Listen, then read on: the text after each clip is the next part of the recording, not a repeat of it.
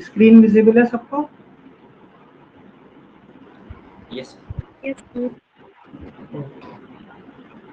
ये देखो हम क्वांट का जो कोर्स है ये शुरू करने जा रहे हैं आज। तो क्वांट में सबसे पहले हम डिस्कस कर लेते हैं जो हम ब्लॉक वाइज क्या क्या कवर करेंगे सिलेबस में। तो हम फर्स्ट ब्लॉक से शुरू करेंगे। फर्स्ट ब्लॉक में हमारा रहेगा नंबर सिस्टम और एपीजीपी वाली जो सीरीज है। देन ब्लॉक 2 सबसे इम्पोर्टेंट जो है अर्थमेटिक। अर्थमेटिक में सबसे ज़्यादा इम्पोर्टेंट परसेंटेज। सबसे इम्पोर्टेंट चैप्टर ये है पूरे क्वांट का। सबसे important chapter is percentage. Then ratio proportion, average, then compound interest, simple interest, और इसमें आ जाएंगे profit loss, then time and work और टाइम एंड स्पीड। तो ये सारा रहेगा अर्थमेटिक ब्लॉक में। Then block 3 algebra. एल्जेब्रा की जो थ्योरम्स हैं, रिमाइंडर थ्योरम, फैक्टर थ्योरम, ये सब। देन लीनियर इक्वेशन कैसे सॉल्व करते हैं, क्या होती है, क्वाड्रेटिक इक्वेशन और फंक्शंस। ये हमारा सब रहेगा ब्लॉक नंबर 3 में। देन ब्लॉक 4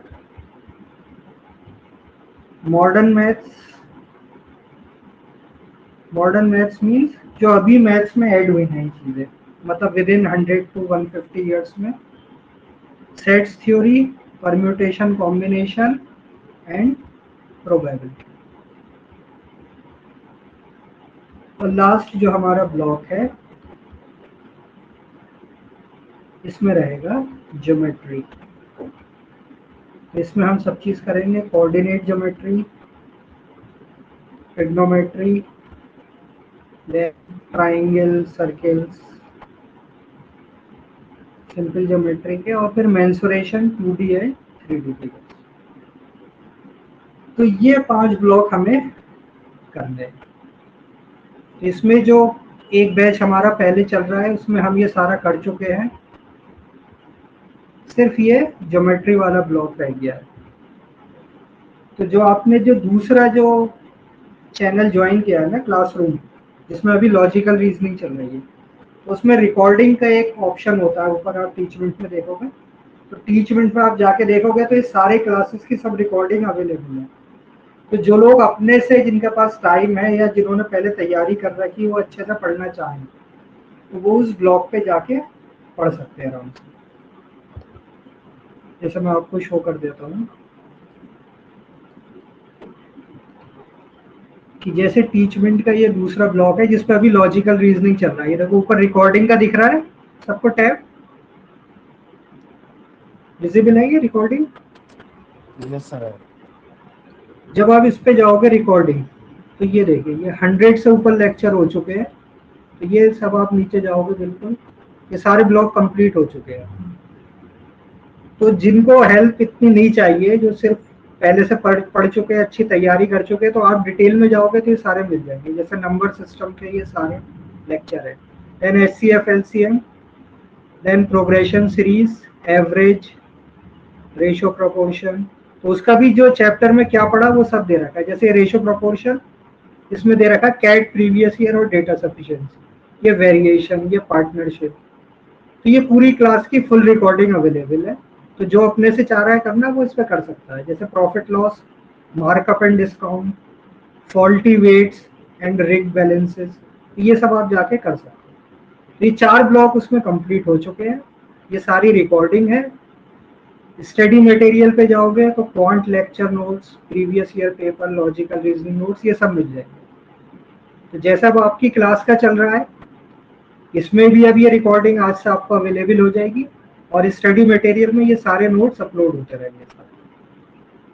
तो आप डबल अपने से कर सकते हो, वहां से भी पढ़ सकते हो और हम यहाँ पर कवर करते भी चलेंगे। तो ये 5 ब्लॉक है मेन जो हमें कवर करने हैं।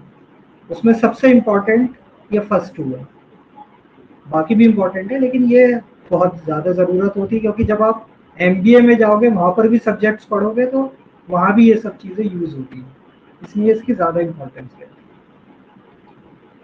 आज की क्लास में सिर्फ हम कुछ नहीं करेंगे, हम ये मान के चलेंगे कि अभी हमसे कुछ नहीं आता है, फिर भी हम कैसे क्वेश्चन कर सकते हैं।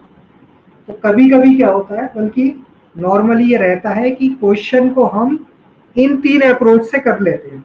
मतलब आपको ज़्यादा अच्छा कॉन्सेप्ट नहीं आ रहा है, कंफ्यूजन हो रहा है, तब भी आप कर सकते हैं। तो आज हम इन्हीं को डिस्कस करेंगे आज की क्लास में।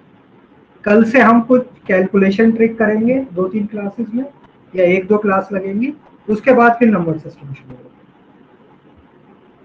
तो ये चीज जनरल है और आपको बिल्कुल अपने दिमाग में रखनी है। किसी भी चैप्टर का आप क्वेश्चन कर रहे हो, ये 3 चीजें एकदम दिमाग में रखनी। पहला, क्या क्वेश्चन ऑप्शन से हो सकता है, यानी कि कुछ चीजें आपको डेटा क्वेश्चन में दिया है, कोई एक डेटा आपसे पूछा है कि what is the value of X या what is the price of this, और वो आपको ऑप्शन दे रखे हैं 4। तो कई बार हम ऐसी अप्रोच लेंगे कि हम क्वेश्चन को उसके ट्रेडिशनल मैथमेटिकल सॉल्यूशन करने की जगह हम क्या जाएंगे, हम कहेंगे कि नहीं ऑप्शन से कर लो। तो ये चीज आपको हमेशा दिमाग में रखनी है एग्जाम के टाइम में, क्योंकि प्रेशर होता है, हम ये चीज भूल जाते हैं। तो थोड़ी आदत डालो कि जब भी क्वेश्चन रीड करो तो एक बार ऑप्शन जरूर देखो, 30 सेकेंड या कुछ भी आप टाइम लगाओ, एक बार ऑप्शन जरूर चेक करो और फिर इस चीज का ध्यान रखो क्या ये ऑप्शन से हो सकता है क्वेश्चन या नहीं। तो बाई ऑप्शन आपको अप्रोच रखनी होती है। सेकंड, बाई अजम्पशंस, यानी क्वेश्चन में कुछ दे रखा है कि एबीसी कुछ नंबर है और एक रिलेशन दे रखी है, तो क्या हम एबीसी की कोई वैल्यू एज्यूम कर ले तो क्वेश्चन सॉल्व हो जाएगा। तो ये क्वेश्चन को आपको करते वक्त 2 चीजें बहुत ध्यान रखनी है, ऑप्शन और एजम्पशन। क्या ऑप्शन से हो जाएगा, क्या एक्स वाई जेड एबीसी ऐसा इन्वॉल्व है तो क्या हम उसे एज्यूम कर लें, या किसी का प्राइस इन्वॉल्व है तो क्या प्राइस हम 100 ले लें तो सॉल्व हो जाएगा। तो ये सारी चीजें एजम्पशन में आएगी। तो ये बहुत ही इंपॉर्टेंट अप्रोच है, और अगर आपको अच्छा स्कोर करना है मैथ्स में तो ये चीजें आपको यूज करनी आनी चाहिए कि कब हम ऑप्शन से हेल्प ले सकते हैं, कब एजम्पशन से ले सकते हैं। तो आज की क्लास में हम कुछ क्वेश्चन लेंगे, उसको इन्हीं अप्रोच से करेंगे, और फिर जब वो चैप्टर में आने लगेंगे तब हम ट्रेडिशनल मेथड से भी करेंगे। एंड लास्ट इज गैसिंग, कि लोग पूछते हैं कि गैस करना चाहिए क्वेश्चन या नहीं करना चाहिए। तो जैसे आपके पास जामिया में पता है कि करेक्ट क्वेश्चन पे +1 और रॉन्ग क्वेश्चन पे -0.25, यानी 1/4 नेगेटिव मार्किंग है। तो ऐसे में हमें गैस करना चाहिए या नहीं चाहिए, क्या अप्रोच लेनी चाहिए, क्या कहना तुम लोगों का, गैस करना चाहिए या नहीं करना चाहिए, नहीं करना चाहिए। और कोई सर अगर अगर 2 ऑप्शन एलिमिनेट हो जाए उसके बाद गैस कर सकते हैं। Very good. देखो सबसे अच्छा जवाब यही है, अगर हमारे पास 4 ऑप्शन है और हमें चारों का कुछ भी आइडिया नहीं हो रहा, या हम एटमोस्ट क्या एक ऑप्शन एलिमिनेट कर पा रहे हैं, 3 तक पहुंच पा रहे हैं, तो गैसिंग नहीं करनी चाहिए। मान लो 10 क्वेश्चन ऐसे हैं, 170 क्वेश्चन में से 10 क्वेश्चन हमने गैस करने के लिए टिक करके रख लिया कि लास्ट में देखेंगे, अगर टाइम बचा तो हम गैस करके देख लेंगे। लेकिन उन 10 क्वेश्चन में क्या है, ना तो आप 4 ऑप्शन में कोई डिफरेंशिएट कर पा रहे हैं, या फिर कर पा रहे हो तो एक ऑप्शन है। तो अगर आप ओवरऑल 10 क्वेश्चन ऐसे अटेम्प्ट कर देते हो तो चांसेस हैं कि आपके नेगेटिव मार्किंग आए, मतलब प्रोबेबिलिटी, जो पुराने स्टूडेंट है उन्होंने पढ़ा होगा, तो प्रोबेबिलिटी और परम्यूटेशन कॉम्बिनेशन का लॉजिक पूरा बैठा के जो लोगों ने रिजल्ट निकाला वो ये है कि ऐसे में अगर आप गैस करोगे तो निगेटिव मार्किंग के ज्यादा चांसेस है इन कंपैरिजन टू पॉजिटिव। लेकिन अगर आप दो ऑप्शन एलिमिनेट कर पा रहे हो, मान लो ए कर लिया और सी कर लिया, अब बी और डी में डिसाइड करना है। ऐसे आपके पास 10 क्वेश्चन है जिसमें आप दो ऑप्शन एलिमिनेट कर पा रहे हो, पूरा नहीं सॉल्व कर पा रहे, लेकिन दो ऑप्शन आप कह रहे हो कि इतना तो श्योर है कि ये नहीं होगा। तो ऐसे 10 क्वेश्चन है, तब बेटर अप्रोच है कि आप गैस कर सकते हो। चांसेस ये है कि ओवरऑल आपको कुछ ना कुछ पॉजिटिव स्कोर मिल जाएगा, मतलब छोड़ने के मुकाबले, या आप छोड़ दोगे तो जीरो है, तो जीरो के मुकाबले कुछ ना कुछ पॉजिटिव है, और दो से ज्यादा है तो फिर गैस नहीं करना। तो सबसे गैसिंग में यही रूल काम करता है कि अगर आप दो ऑप्शन एलिमिनेट कर रहे हो तो आप उसे रख लो, एक बार और देखो, फिर गैस कर दो, लेकिन दो से ज्यादा पे नहीं। फॉर 1/4 निगेटिव, 1/3 निगेटिव में दो वाला गैस भी ट्रिकी बन जाता है, डाइसी हो जाता है कि करना है या नहीं करना। तो जामिया के हिसाब से आप ये एक अप्रोच रख लो लास्ट में कि पहले तो हम पढ़ेंगे अच्छे से, गैसिंग तो बात की चीज है, इन केस कुछ भूल गया हुआ एग्जाम में, कुछ याद नहीं आया, तो अगर दो ऑप्शन तक जा रहे हो तो कर सकते हो। तो आज की क्लास में हम ये दो टॉपिक, कल की फिर दो क्लासेस में कैलकुलेशन ट्रिक, फिर नंबर सिस्टम शुरू करेंगे। जैसे ये क्वेश्चन है, क्वेश्चन रीड करो और सोचो कि कैसे कर सकते हैं इसे। देखो देखने में कुछ अजीब सा लग रहा है क्वेश्चन कि x y z be distinct integers, x and y are odd and positive, z is even and positive. यानी हमें क्या दिया है, एक्स वाई जेड सबके सब क्या है, पॉजिटिव है, एक्स और वाई ऑड है, और जेड क्या है, even. Which one of the following statement cannot be true? Which one of the following cannot be true? अब ऐसी अप्रोच में क्या करोगे आप, देख कौन सा कॉन्सेप्ट यूज करें, कितने सारे कॉन्सेप्ट पढ़े, क्या लगाए इसमें। assume, भाई हम अगर इसे मैथमेटिकली भी करने की कोशिश करें तो हम ये कहेंगे कि भाई एक्स वाई ऑड है, ऑड को ज्यादा से ज्यादा हम क्या कर सकते हैं, 2n+1 की फॉर्म में लिख सकते हैं ऑड नंबर। जेड इवन है, इवन को 2n की फॉर्म में लिख सकते हैं। लेकिन x और y अलग अलग है, तो एक 2n+1 है तो एक 2n+1 इस फॉर्म में होगा। एक्स वाई डिस्टिंक्ट है ना, डिस्टिंक्ट मतलब अलग है। ऑप्शन चलो 3 सही है। ओके, तो देखो यहाँ पर क्या हो रहा है, कॉमन जो हम मैथमेटिक्स पढ़ रहे हैं ट्रेडिशनल, वो अप्रोच फेल हो जाती है। अब एमबीए में ऐसे क्वेश्चन दे देते हैं घुमाने के लिए, तो आपकी प्रेजेंस ऑफ माइंड देखना चाहते हैं कि जरूरी नहीं कि हर चीज जो हमने पढ़ी होगी उसी टाइप का क्वेश्चन बन के आए। तो यहाँ पर हमारे पास क्या अप्रोच रह जाती है, कौन सी अप्रोच आएगी, तीन अप्रोच अभी हमने डिस्कस की, हम यूज assumption करेंगे assumption। वेरी गुड, सिंपल कुछ क्या करना है, assumption कि भाई ये एक्स वाई जेड अलग अलग इंटीजर है, एक्स वाई ऑड है, जेड इवन है, तो आप कोई से भी नंबर एज्यूम कर लो। एक्स को ले लेते हैं वाई, वाई को ले लेते हैं 3, जेड को ले लेते हैं 2। सारी कंडीशन सेटिस्फाई हो रही, एक्स वाई जेड डिस्टिंक्ट है, एक्स वाई ऑड है पॉजिटिव है, जेड इवन है पॉजिटिव है, बस। अब ये वैल्यूज ऑप्शन में रख के देख लो, तो यहाँ एजम्पशन प्लस ऑप्शन से हम आंसर कर देंगे। ऑप्शन में रख के देखो कौन सा ट्रू नहीं है, कैन नॉट बी ट्रू, क्या आ रहा है आंसर।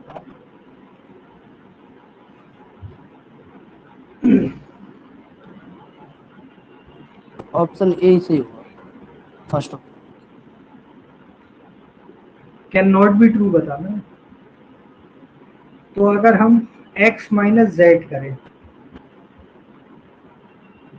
इंटू वाई, तो हमें क्या मिला, 2 - 1 1 का square is 1, 1 into 3 is 3। Second में अगर रखें x minus Z, 1 minus 2 into 3 square, तो -1 इंटू 3 -1। ऑप्शन 3 में रखेंगे x minus z, again 1 minus into 3 -3, 4 x minus y, 1 minus 3 का स्क्वायर इंटू 2, तो 1 minus 3 square is -2 square is 4 into 2 8। अब देखो फर्स्ट क्या आया, ऑड, सेकंड क्या आया, ऑड, थर्ड क्या आया, ऑड, फोर्थ क्या आ रहा है, इवन। ऑप्शन 1 क्या कह रहा है, x minus z square into y is even, लेकिन हमारा क्या आ रहा है, ऑड, नहीं है ट्रू। सेकंड ऑड सही है, थर्ड ऑड सही है, फोर्थ इवन। यानी आंसर क्या हो गया, ऑप्शन फर्स्ट नंबर, ही होगा ऑप्शन सर, नंबर, फर्स्ट ही होगा। बस सॉल्व हो गया क्वेश्चन। तो जरूरी नहीं है कि हम मैथमेटिक्स पढ़ ले तो हर क्वेश्चन में हम मैथ्स ही लगाने की कोशिश करें। जो चीज़ आसानी से सॉल्व हो सकती है तो कोशिश करो उसको आसान तरीके से ही करने की। तो ये एजम्पशन कर लिया हमने, वैल्यू रख के देख लिया, हमने आंसर मिल गया। वरना फिर हम क्या करते, थोड़ा हमें ज्यादा दिमाग लगाना पड़ता है, x माइनस जेड, फिर हमें ऐसे सोचना पड़ता है x माइनस जेड। x क्या है, ऑड है, और z क्या है, इवन है। ऑड में से अगर हम इवन माइनस करें तो क्या आएगा, ऑड ही ऑड आएगा सर, माइनस ऑड ही ऑड आएगा minus sir, odd minus even कितना होगा, ऑड ही आएगा sir. Odd into y, y क्या है, ऑड है, तो ऑड इंटू ऑड करेंगे तो क्या आएगा, ऑड। ऑड ही आएगा सर। तो वरना फिर हमें ऐसे करना पड़ता, हर एक ऑप्शन में x माइनस जेड क्या होगा इंटू वाई स्क्वायर, ऑड का स्क्वायर क्या होता है, ऑड होता है, x माइनस जेड भी ऑड है तो odd into odd, odd true है। x minus z odd minus even odd, और y क्या है, ऑड, तो odd into odd is odd. x minus y, x is odd, y is odd, odd minus odd कितना होता है, odd minus odd, odd minus odd, even, even आएगा sir, even. Even का square even, even, even, और z क्या है, even है, तो even into even is, even he आएगा सर, इवन ही आएगा। तो फिर हमें ऐसे करना पड़ता है। बट बेस्ट अप्रोच क्या है, एज्यूम करो और छोटे ही नंबर एज्यूम कर दो ताकि कैलकुलेशन में ज्यादा नहीं और ऑप्शन में कुछ करो। तो ये जो चीज आज की क्लास में मैं डिस्कस कर रहा हूँ ये तुम्हें हर चैप्टर में याद रखनी है और खासकर एग्जाम में याद रखनी है। ये एग्जाम के पॉइंट ऑफ व्यू से डायरेक्ट नहीं होता। तो कई बार ऐसा होता है कि क्वेश्चन हमें नहीं पता लॉजिक उसके पीछे या नहीं समझ में आ रहा, लेकिन थोड़ा सा आप दिमाग को अप्लाई करो, ऑप्शन समझो, एज्यूम करना दे तो गैस या एलिमिनेट करके आंसर कर सकते हो। जरूरी नहीं कि एक बार क्वेश्चन रीड के और हमें एकदम लास्ट तक सारे स्टेप क्लियर हो दिमाग में, अच्छा ऐसे होगा। ठीक, तो हम ऐसे करेंगे इसे, x y z distinct integer that are odd and positive, which of the statement cannot be true? Again x y z तीन अलग अलग इंटीजर हैं, डिस्टिंक्ट मतलब अलग अलग, और सबके सब ऑड और पॉजिटिव है। तो सबसे छोटी वैल्यूज क्या हो सकती है, x is equal to 1, y is equal to 3, z is equal to 5। तो हम ये ले लेते हैं। अच्छा एक चीज ये बताओ, ये ऑड है या नहीं, -3? ऑड है sir. Yes, odd positive numbers के लिए भी डिफाइन होता है, नेगेटिव। लेकिन कॉम्पिटिशन में ज्यादातर क्या रहता है, सिर्फ हम पॉजिटिव और इवन की बात करते हैं। नेगेटिव चिन्ह का। जैसे यहाँ भी देखो ऑड एंड पॉजिटिव, लेकिन जैसे तुम कहीं माइनस करोगे तो ये कंफ्यूज मत होना, अगर कहीं -3 आ रहा है तो वो ऑड है, हम ऑड लेके चलते हैं। तो बस वैल्यू रख के देख लो कौन सा नॉट ट्रू है, कैन नॉट बी।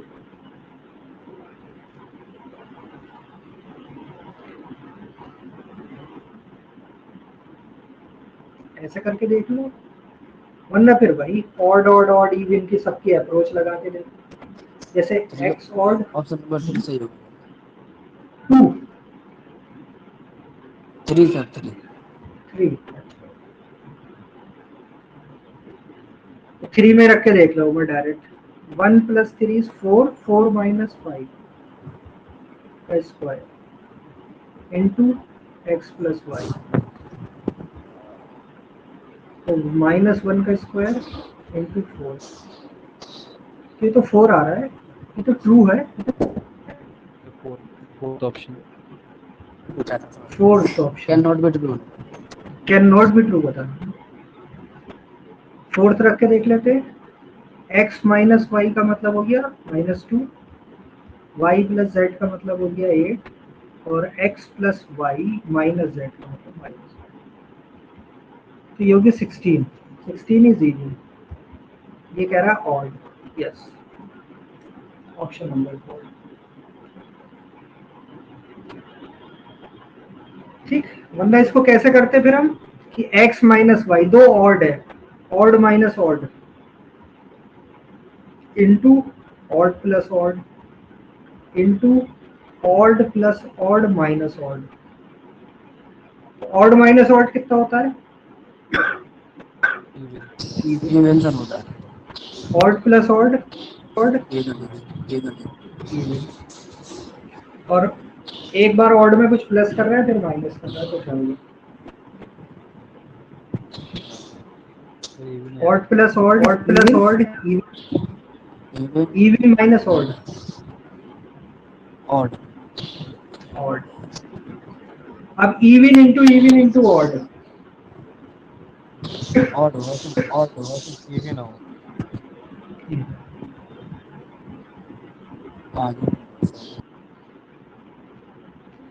इवन अगर कहीं भी मल्टीप्लाई में आ जाए, एक इवन है अगर एक भी इवन है तो हमेशा मल्टीप्लिकेशन क्या होती है, चाहे कितने ही ऑड हो उसके पास, अगर एक भी इवन आ गया तो हमेशा आंसर इवन होता है। तो हम फिर ऐसा कर सकते थे, लेकिन ऐसे थोड़ा कंफ्यूजन होने के चांस रहते हैं, कभी कभी मिस्टेक हो जाती है, खासकर एग्जाम प्रेशर में। तो सबसे अच्छी अप्रोच क्या है? एजम्पशन। ये याद रखने, ये इसी चैप्टर से रिलेटेड नहीं है, नंबर सिस्टम का हम क्वेश्चन कर रहे हैं ना, नंबर सिस्टम से रिलेटेड नहीं है, किसी भी चैप्टर में ये लग सकती है अप्रोच। अब जैसे ये क्वेश्चन है, p is a prime number greater than 3, what is the remainder when p is divided by 6? क्या आंसर होगा इसका?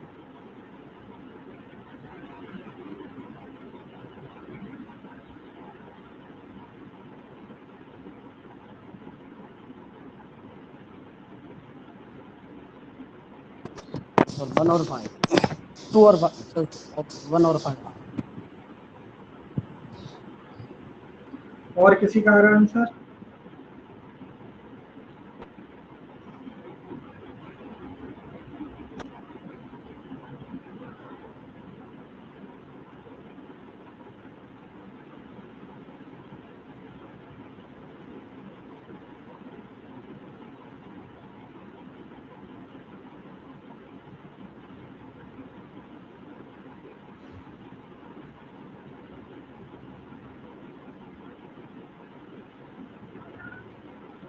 और किसी का? या अभी अप्रोच नहीं आ रही समझ?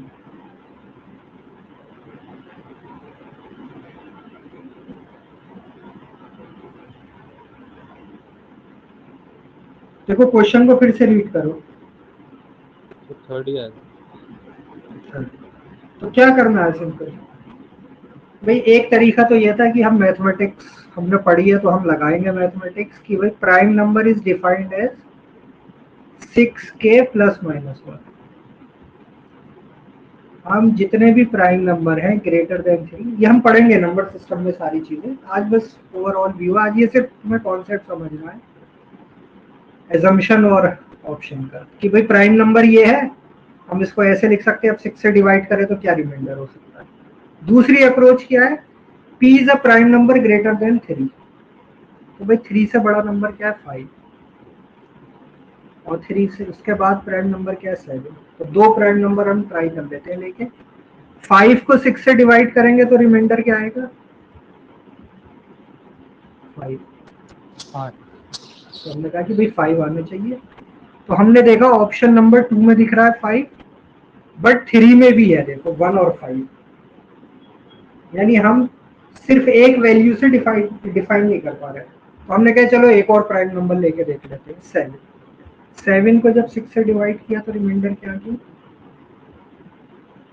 1, यानी हमें पता चल गया कि ये ऑप्शन नहीं है 1 और 5। सिंपल एजम्पशन, कुछ नहीं किया हमने, बस सिंपल एज्यूम करके सॉल्व कर। p is a prime number greater than 3, what is the remainder when p square is divided by 6? p square को अगर 6 से डिवाइड करें तो क्या रिमाइंडर है,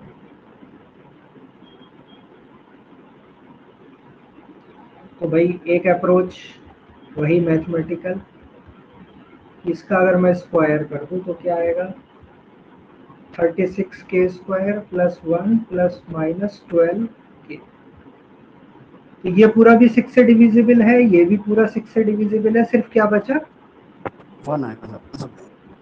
ये रिमाइंडर क्या आना चाहिए 1। तो ये मैथमेटिकल है, ये जब हम नंबर सिस्टम पढ़ेंगे तब देखेंगे।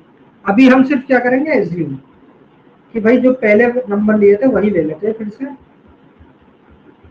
इसका स्क्वायर कर देते हैं, इसको डिवाइड कर देते हैं 6 से, तो क्या आया रिमाइंडर 1। इसको स्क्वायर कर देते हैं 49, इसको डिवाइड करते हैं 6 से, तो क्या आया रिमाइंडर, यानी हमें पता चल गया, हम श्योर भी हो गए, हमने 2 करके देख लिए कि आंसर क्या होगा। तो देखो ये p जो है कोई भी वैल्यू हो सकती है, वो कह रहा है कोई भी प्राइम नंबर ले लो 3 से बड़ा, तो कोई भी हम ले सकते थे, हमने सबसे छोटे ले लिए क्यों कैलकुलेशन बड़ा है, और हमने देख लिया रिमाइंडर क्या आएगा। A 6-digit number which is consisting of only one digit from 1 to 9, same number repeating 6 times. This number is always divisible by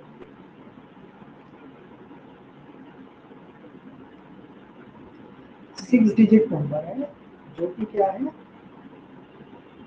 एक ही डिजिट से बना हुआ है, मतलब या तो 1 होगा तो 1 1 1 1 1 1 ये नंबर हो सकता है, या फिर क्या हो सकता है 2 2 2। 11 से डिविजिबल। तो देखो देखते नंबर लग रहा है 11 से होगा, लेकिन एक ऑप्शन ये भी है, जब ऐसे ऑप्शन हो तो थोड़ा केयरफुल होना। 11 तो ठीक है, लेकिन 11 के अलावा हमें 7 या 13 में से भी चेक करना पड़ेगा, किसी एक से भी। अगर 7 से हो रहा होगा और 11 से हो रहा तो भी आंसर ऑल ऑफ दीज होगा, और 11 से हो रहा 13 से भी हो जाए तब भी आंसर ऑल ऑफ दीज होगा।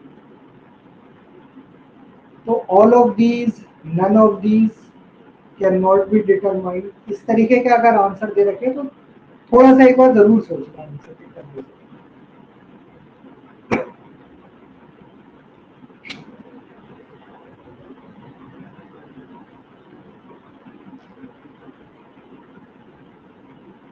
तो कैसे करें इसे भाई, 11 से तो हमें दिख रहा है सीधे सीधे होगा, 7 या 13 है तो एक्चुअल डिवीजन ही करके देख लो ना, 7 से डिवाइड करके देख लो कितनी देर लगेगी, डिवाइड हो रहा है डिवाइड है, यानी आंसर क्या हो जाएगा।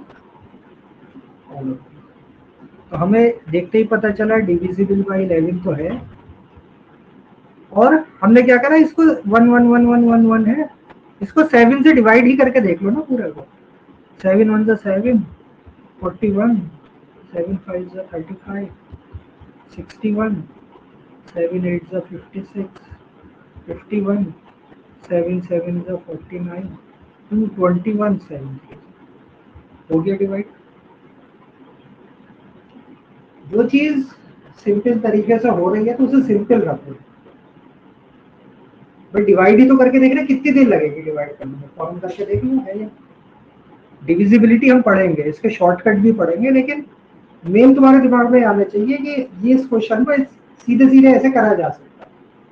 अगर उससे ऊपर की अप्रोच पता तो अच्छी बात है, वरना इतना तो कर ही लेना है।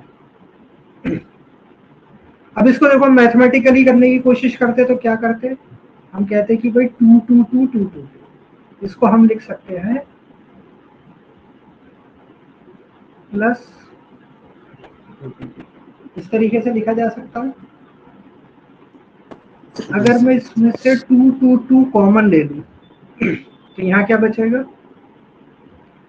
ये क्या हो जाएगा 2 2 2 into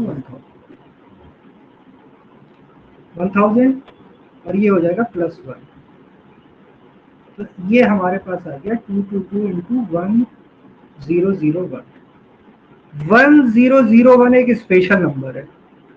क्यों स्पेशल है ये, कोई बता सकता है ये स्पेशल नंबर के बारे में? 1001 एक बहुत ही स्पेशल नंबर है।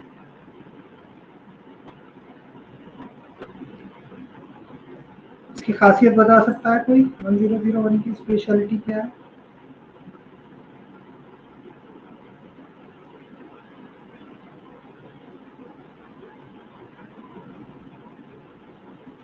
वन जीरो जीरो वन जो है, it is a multiply of 7 into 11 into 30। इन तीनों को अगर मल्टीप्लाई करोगे तो 1001। तो ये चीज याद रख लो, कहीं हेल्प हो जाती है। 7 11 13 की डिविजिबिलिटी में अगर कहीं भी फैक्टराइजेशन या मल्टीप्लिकेशन में 1001 फैक्टर मिल रहा है तो वो 7 से भी डिवाइड होगा, 11 से भी डिवाइड होगा और 13 से भी। तो ये 222 into 1001 बन गया, यानी इसको हम लिख सकते हैं into 7 into 11 into 30। अब ये 7 से भी डिविजिबल है, 11 से भी है, ठीक। तो ये सब डिटेल हम नंबर सिस्टम। अभी क्या है कि हमने सीधे एक नंबर लिखा, देखने से लगा 11 से तो है, और 7 या 13 में से किसी से डिवाइड करते रहे कि answer. n is an integer, then n cube minus n is always divisible by। क्या करेंगे ऐसे क्वेश्चन में?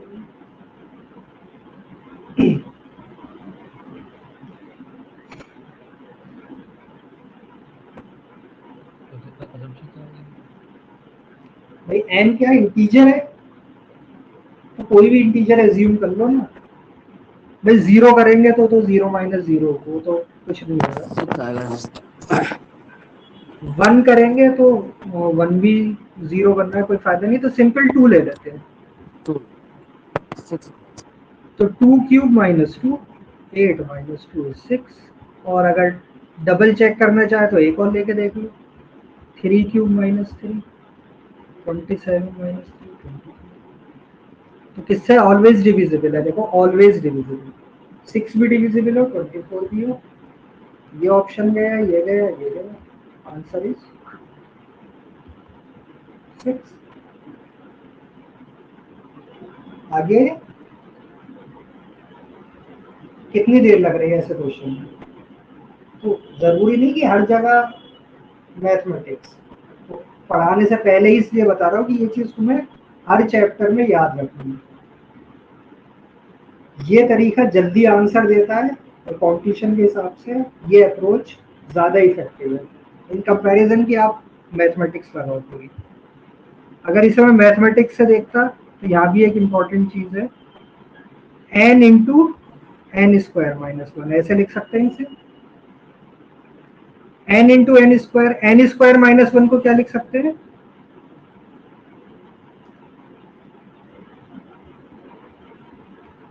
इस फॉर्म में, यानी ये एक्चुअल में वैल्यू क्या है, n क्यूब माइनस n जो था, ये 3 कंसेक्यूटिव इंटीजर्स की मल्टीप्लाई है। 3 कंसेक्यूटिव इंटीजर है। N cube minus n actual में क्या था, 3 कंसेक्यूटिव इंटीजर की मल्टीप्लाई, और कोई भी 3 कंसेक्यूटिव आप कभी भी इंटीजर ले लोगे ऑलवेज डिविजिबल बाई, किससे होंगे हमेशा, 3 consecutive integer is always divisible by 6।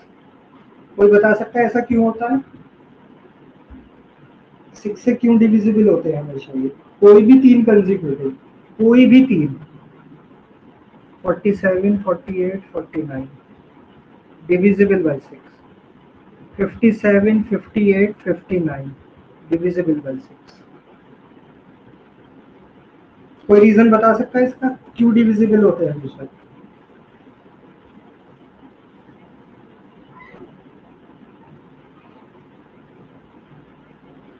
देखो जब भी 3 कंसेक्यूटिव है तो इनमें से एक नंबर ऑलवेज इवन होगा। अगर कोई भी 3 कंसेक्यूटिव नंबर लिखोगे तो एक नंबर तो जरूर इवन आएगा, यस सर। और 3 कंसेक्यूटिव है तो उनमें से एक ना एक नंबर जरूर डिविजिबल बाई 3 होगा। Yes sir. तो जब भी एक नंबर इवन है और डिविजिबल बाई 3 है तो ये किसकी डिविजिबिलिटी है, 6 की। तो कभी कभी ऐसी घुमा के पूछ लेते हैं कि 3 consecutive numbers are multiplied and it is divisible by या ऑलवेज डिविजिबल बाई, तो आंसर 6 होगा। और उसी फॉर्म को ऐसे चेंज कर दिया था, एन क्यूब माइनस एन बना दिया। तो अगर हमें ये सब नहीं भी पता तब भी हमने सिंपल क्वेश्चन कैसे कर दिया था, एज्यूम करके भाई एन 2 ले लो, फिर 3 ले लो, देख लो 6 है, सक्सेस अब रेडी। चलो, if n is even 6 raised to the power n minus 1 is divisible by,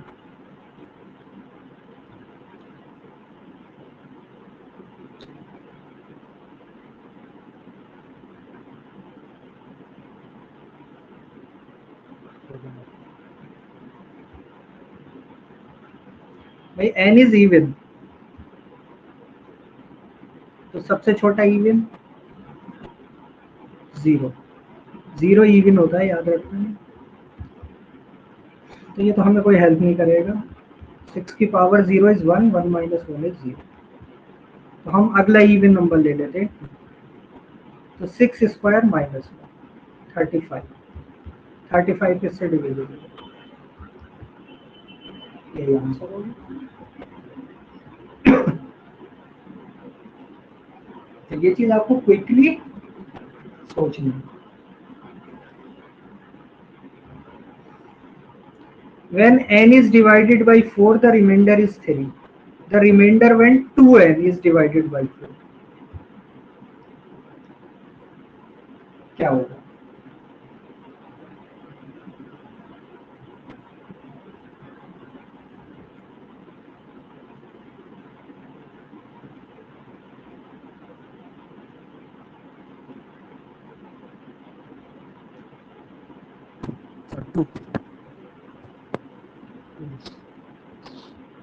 और किसी का आंसर? देखो इस तरीके के क्वेश्चन हम डायरेक्ट आप कर सकते हो। देखो अभी कुछ नहीं पढ़ा हमने, हम ये मान के चल रहे हैं हमने कुछ नहीं पढ़ा, तब भी हम कह रहे हैं कि ये क्वेश्चन हो जाएंगे। बस थोड़ा सा दिमाग को आपको अप्लाई करना है, थोड़ा सा अलग अप्रोच लेके, मैथमेटिक्स में नहीं जाना, सीधे क्वेश्चन सॉल्व करने का सोचना है। वो कह रहा है n को अगर हम 4 से डिवाइड कर रहे हैं तो रिमाइंडर क्या आ रहा है, 3। तो n की वैल्यू क्या हो सकती है,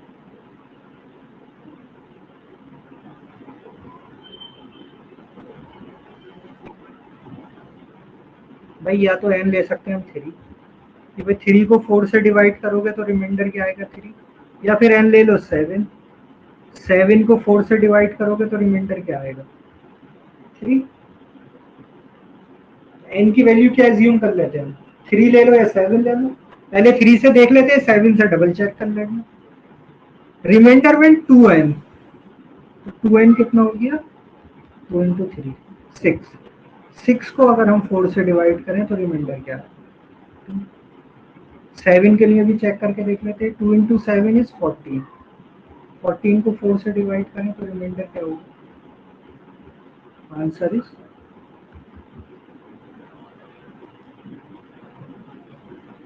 मतलब कोई मैथमेटिक्स लगी अभी तक, कुछ भी नहीं, सिंपल प्रेजेंस ऑफ माइंड है।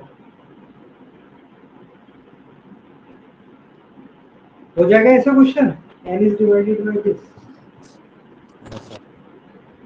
वरना हम मैथमेटिक्स जब हम पढ़ेंगे नंबर सिस्टम तो हम ऐसा करते हैं, जब किसी नंबर को 4 से डिवाइड करो और रिमाइंडर 3 आ रहा है, तो उस नंबर को हम ऐसे एज्यूम कर लेते हैं, n is equal to this. तो इसका डबल हो जाएगा 8x प्लस 6। अब जब इसे तुम 4 से डिवाइड करोगे तो ये तो कम्प्लीटली डिवाइड हो जाएगा, 6 को 4 से करोगे तो रिमाइंडर ऑलवेज क्या आएगा। तो ये मैथमेटिकल फॉर्म है, लेकिन कोई जरूरत नहीं है, जब क्वेश्चन ऐसी हो रहा है तो क्या जरूरत है।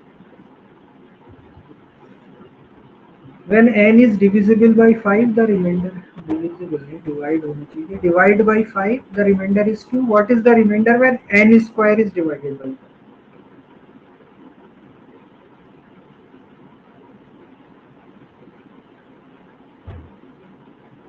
क्या होगा, कैसा करें, n क्या एज्यूम कर ले, 4 आएगा सर, 4 आएगा सर। ओके। n को अगर हम 5 से डिवाइड करते हैं तो रिमाइंडर मिलता है 2। या तो 2 ही ले लो n, या फिर n डबल चेक करने के लिए हम 7 ले लेंगे। तो 2 को डिवाइड करो 5 से तब भी 2 आएगा रिमाइंडर, 7 को करोगे तब भी 2 आएगा। n स्क्वायर, n स्क्वायर हो गया 4, तो 4 को 5 से डिवाइड करोगे तो 4 ही आएगा रिमाइंडर, और ये हो जाएगा 49। यस, ये आंसर होगा। वरना मैथमेटिकली हम करते तो फिर हम कहते हैं कि नंबर हो जाएगा 5x प्लस 2, n स्क्वायर हो जाएगा इसका होल स्क्वायर, यानी 25x square plus 4 plus 2ab 20x। और डिवाइड किससे कर रहे हैं, 5 से, तो ये कम्प्लीटली डिवाइड है, डिविजिबल है, ये कम्प्लीटली डिविजिबल है, बचा क्या 4। तो रिमाइंडर क्या आएगा हमेशा, तो ये मैथमेटिक्स है, ऊपर एजम्पशन है।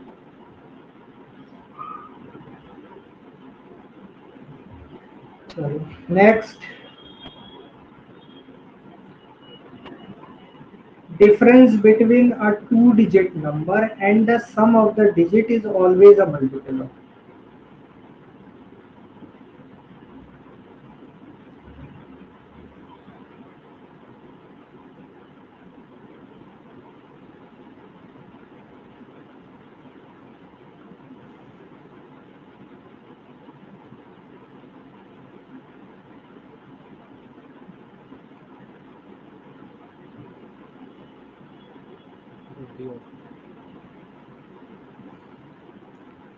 बी या D, B, B, D D D, sir, B नहीं डी। चलो बी और डी दो ऑप्शन आ रहे हैं, देखते हैं। देखो जब भी ये वर्ड आएगा ना, इज ऑलवेज, नेवर, ऐसे जो वर्ड होते हैं ना, ये बहुत बड़ा हिंट होता है कि आप कुछ भी नंबर ले लो और सबके लिए ट्रू होगा। तो कोई भी 2 डिजिट नंबर ले लो और चेक करके देख लो, कौन सा ले ले 2 डिजिट नंबर, बोलो कोई 2 डिजिट नंबर बताओ।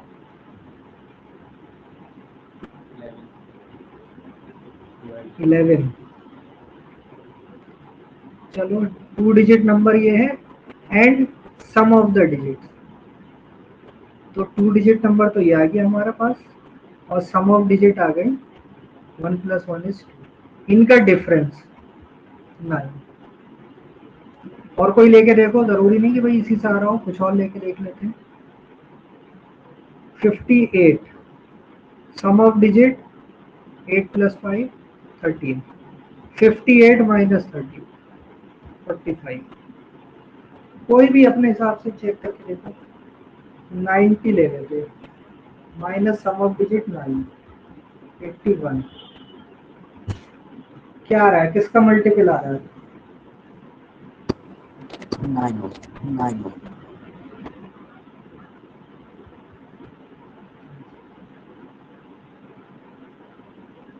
9 ऑप्शन में 1 गलत दे रखा है, 1 देना नहीं चाहिए, या फिर 1 तब होता है जब कोई भी आंसर नहीं होता। तो हमें मैथमेटिक्स लगाने की जरूरत नहीं कि हम कहें कि भाई नंबर है एक्स वाई, ये यूनिट प्लेस है, ये 10 प्लेस है, तो number is equal to 10x plus Y, sum of digit x plus Y, इनका डिफरेंस माइनस 9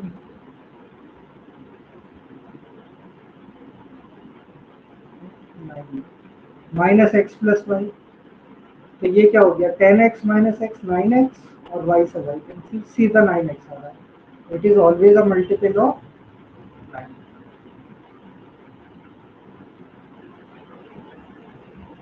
तो अच्छी बात है, मैथमेटिकली आप सोच सकते हो तो बहुत अच्छी बात है, बट ये अप्रोच भी आनी चाहिए। कॉम्पिटिशन में कई क्वेश्चन आपको हेल्प करेंगे इस अप्रोच, टाइम बचता है और जल्दी आंसर आ जाता है। ये सब जो मैथमेटिकल में लिख रहा हूँ, ये जब नंबर सिस्टम पढ़ेंगे उसमें करेंगे हम, बट अभी सिर्फ ऑप्शन और एजम्पशन।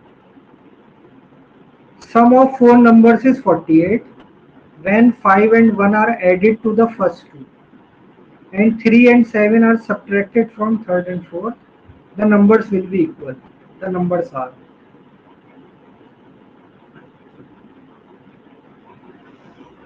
क्या होगा आंसर?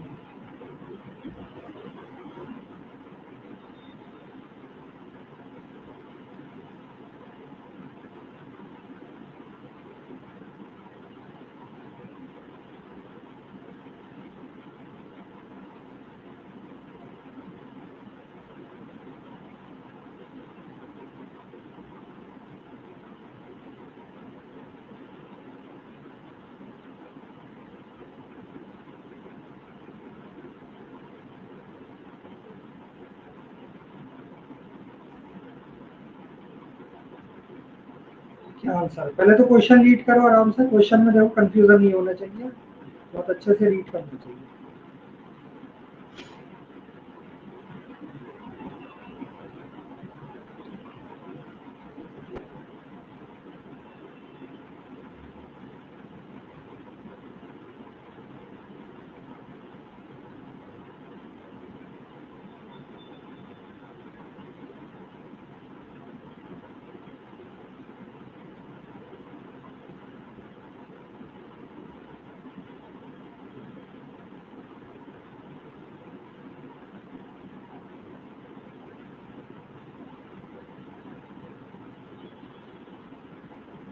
क्या कह रहा है देखो, दो, पहला क्राइटेरिया क्या है, सम ऑफ 4 numbers इज 48। तो पहले तो ये चेक करो क्या इन सबका सम 48 है या नहीं, वरना हम ऑप्शन एलिमिनेट कर सकते हैं। 48 32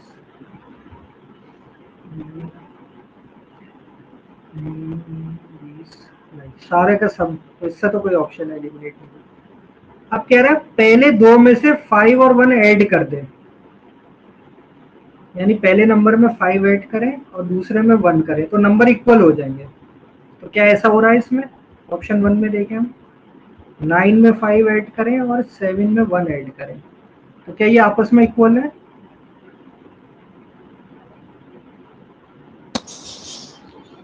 नहीं, ऑप्शन 1 गया। ऑप्शन 2 देखें, 4 प्लस 5 और 12 प्लस 1, क्या ये इक्वल है? नहीं, नो ये सर। भी गया। थर्ड देखें, 5 प्लस 5 11 प्लस 1,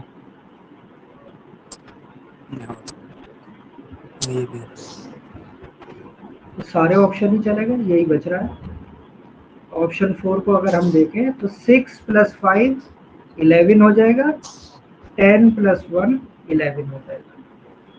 और थर्ड में से 3 माइनस कर दे तब भी 11, और फोर्थ में से 7 माइनस कर दे,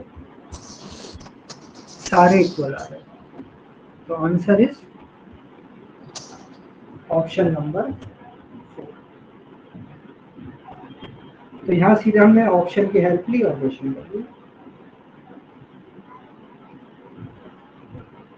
तो ये चीजें जब हम चैप्टर शुरू करेंगे पढ़ना नंबर सिस्टम और लास्ट तक, हर चैप्टर के अंदर आपको इस चीज पर जरूर नजर रखने की कि क्वेश्चन ऑप्शन से हो सकता है या assumption से हो सकता है, ये ध्यान रखना। क्योंकि मैथमेटिकली हम करते तो फिर टाइम लगता है।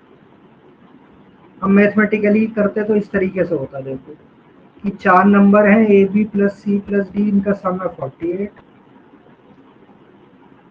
ए में से 5 माइनस करा, ऐड किया, पहले में हम 5 ऐड करते हैं, it is equal to second में हम 1 ऐड करते हैं, it is equal to c में से 3 माइनस करते हैं, it is equal to d में से 7 माइनस।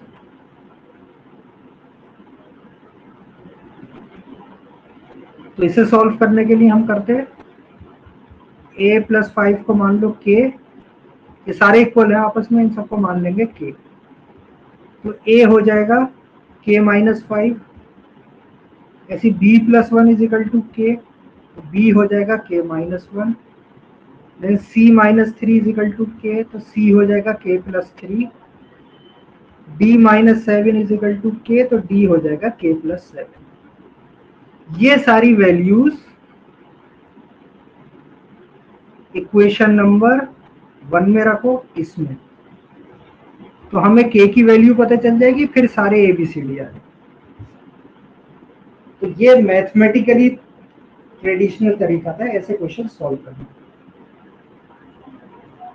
तो ये हम पढ़ेंगे जरूर नंबर सिस्टम में, लेकिन जो क्वेश्चन इस तरीके से हो सकते हैं कोशिश करो ऑप्शन या एजम्पशन से कर सको या एलिमिनेशन कर सको, 2 आंसर तो कम से कम एलिमिनेट कर सको। इस क्वेश्चन को करके देखो।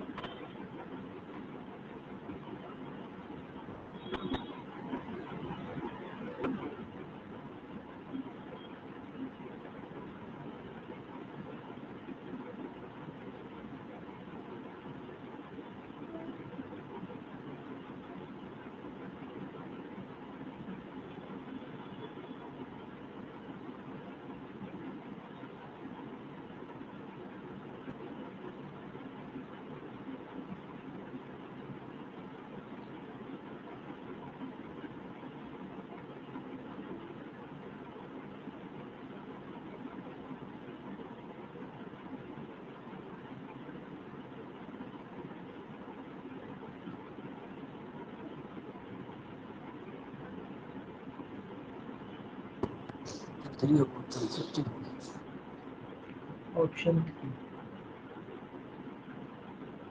तो देखो क्वेश्चन से कभी भी घबराना मत, कोशिश करो थोड़ा दिमाग लगाओ क्या है।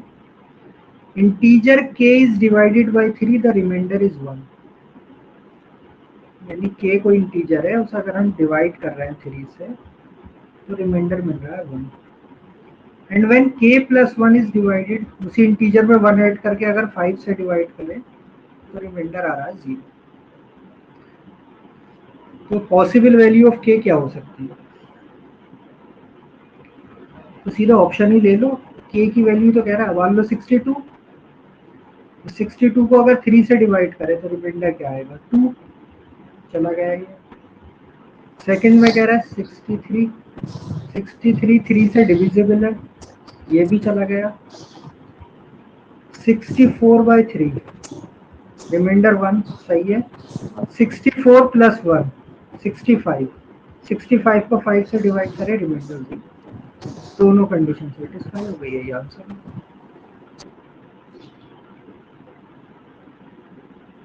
तो जो चीज सिंपल तरीके से हो रही तो क्या फायदा उसमें कॉम्प्लिकेशन करने का। इस क्वेश्चन का बताओ, चलो करके देखते हैं। कितने लोग बता सकते हैं आंसर? अभी तक कोई मैथमेटिक्स कोई फार्मूला कुछ नहीं पढ़ना है, सिंपल क्वेश्चन रीड करना है, उसी के हिसाब से कुछ प्लस माइनस मल्टीप्लाई हो एक बार। बस दो अप्रोच यूज कर रहा है, कहीं ऑप्शन ले रहा है, कहीं एज्यूम कर रहा है, एजम्पशन से कर रहा है। अब देखो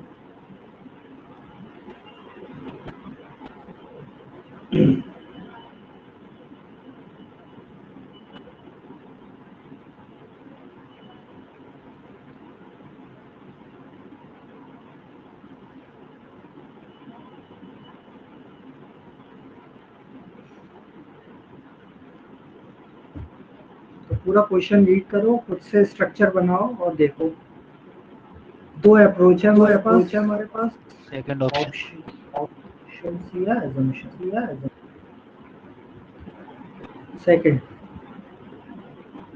और कोई बताओ क्या आएगा?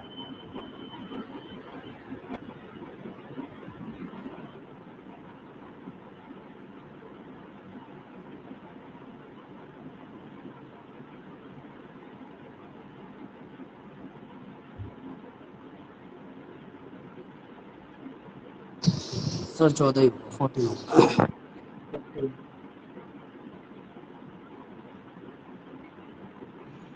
तो देखो क्या दिया in a test, 1 mark is awarded for each correct question.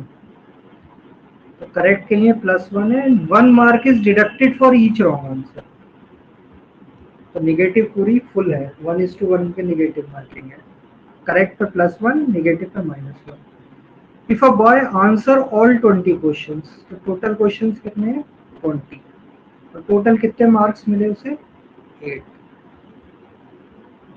तो उसने सारे के सारे अटेम्प्ट किए और उसको 8 मार्क्स आए। तो कितने करेक्ट किए होंगे उसने?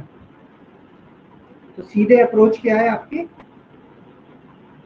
किस अप्रोच से जाएंगे हम?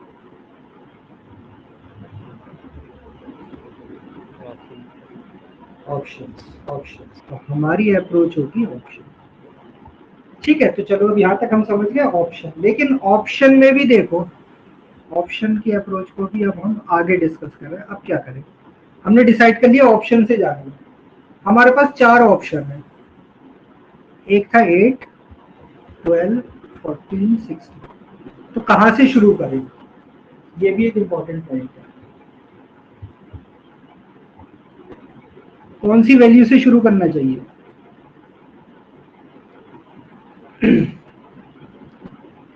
देखो जब भी ऑप्शन हमेशा मिडिल वाली कोई वैल्यू देगी, क्योंकि जब मिडिल वैल्यू तुम रख के देखोगे ना, तो तुम्हें आइडिया हो जाएगा कि तुम्हें मिडिल से ऊपर जाना है या मिडिल से नीचे जाना है।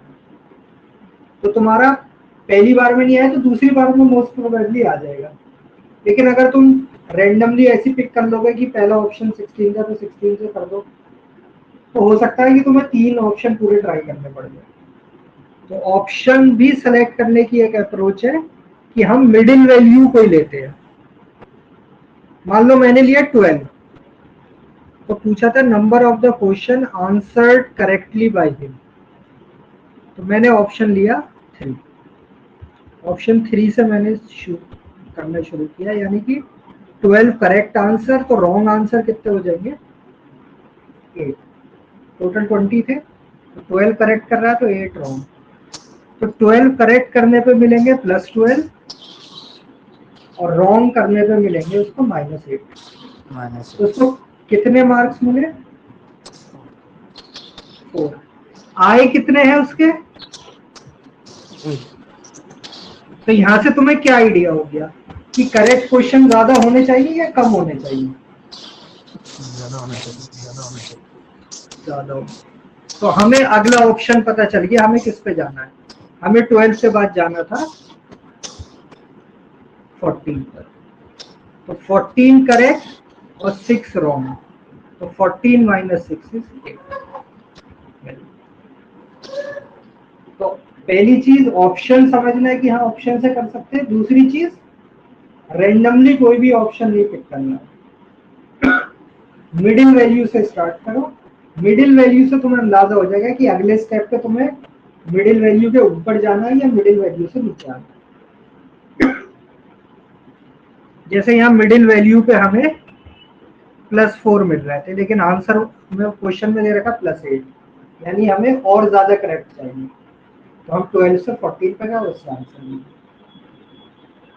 तो दोनों चीजें दिमाग में रखनी, ऑप्शन से भी कर सकते हो, अच्छी बात है, और ऑप्शन में भी मिडिल वैल्यू से शुरू करें।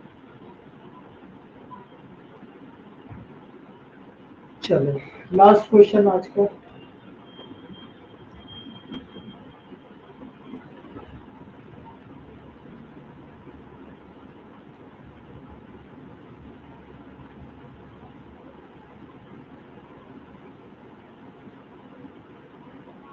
A fraction becomes 9/11 if 2 is added to both the numerator and the denominator. If 3 is added to both the numerator and the denominator, it becomes 5/6. What is the fraction?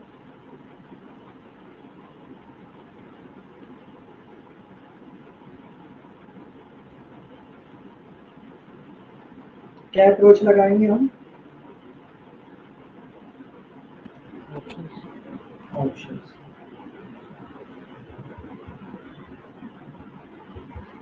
ठीक, तो यहाँ देखो fraction है, middle value अगर हम लेना चाहें तो इनमें से कोई ले सकते, 3/7 या 5/9, जो सही लगे। मान लो मैं 2 से ही शुरू करूँ या 3 से, किसी से भी कर सकते हैं। वो कह रहा है कि अगर न्यूमरेटर डिनोमिनेटर दोनों में 2 ऐड कर दो तो ये हो जाएगा 7/11। तो हमें यहाँ दिख रहा है 9/11 तो हो ही नहीं रहा है, ये ऑप्शन तो गया।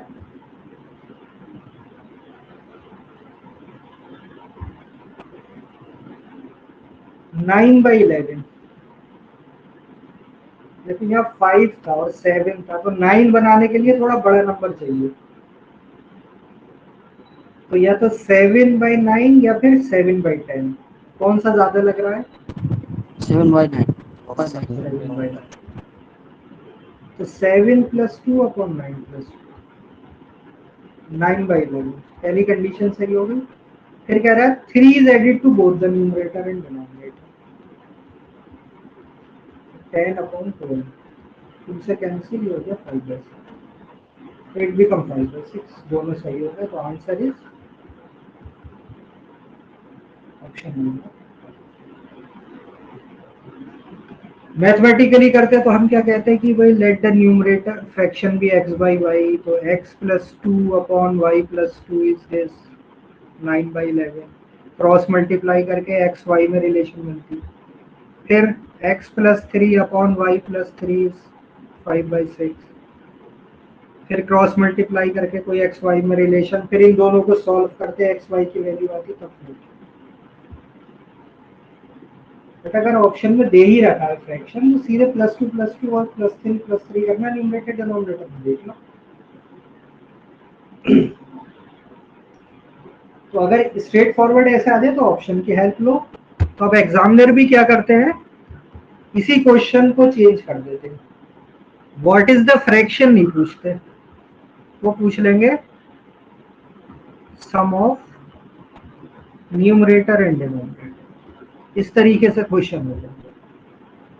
तो यहाँ पर ये जो ऑप्शन वाली अप्रोच है वो फिर काम नहीं करती, तो फिर आपको पूरा ऐसा मैथमेटिकली सॉल्व करना पड़ेगा, क्योंकि वह सीधे सम ऑफ न्यूमरेटर प्लस डिनोमिनेटर, जैसे 9 + 7 है, तो ऑप्शन होंगे 16, 14, 10, 12, तो फिर हमारी ऑपरेशन वाली वो ऑप्शन वाली अप्रोच फेल हो गई। लेकिन जहां लग सकती है तो आप अपने दिमाग का एक पार्ट ओपन रखो कि ऑप्शन से भी, एजम्पशन से भी, एलिमिनेशन से भी क्वेश्चन हो जाता है, तो ये हमें बहुत हेल्प करती है, और इसकी थोड़ी आदत डालो, वरना एग्जाम में इतनी जल्दी दिमाग कैच नहीं करता चीजों को, वरना जो मैथमेटिक्स है वो हम पढ़ेंगे। तो क्लियर हुआ कुछ, ये हेल्प हुई कुछ अप्रोच से? सर वही ये काम आते हैं, और नंबर सिस्टम के जो हम क्वेश्चन कर रहे हैं जरूरी नहीं नंबर सिस्टम में है, किसी भी चैप्टर में कभी भी क्वेश्चन में ये आ सकते हैं। ठीक, तो ये हमारी आज की क्लास है। कल की 2 क्लासेस में हम कुछ कैलकुलेशन ट्रिक्स करेंगे और फिर उसके बाद से नंबर सिस्टम शुरू करेंगे। ठीक है, क्लास एंड करें आज की।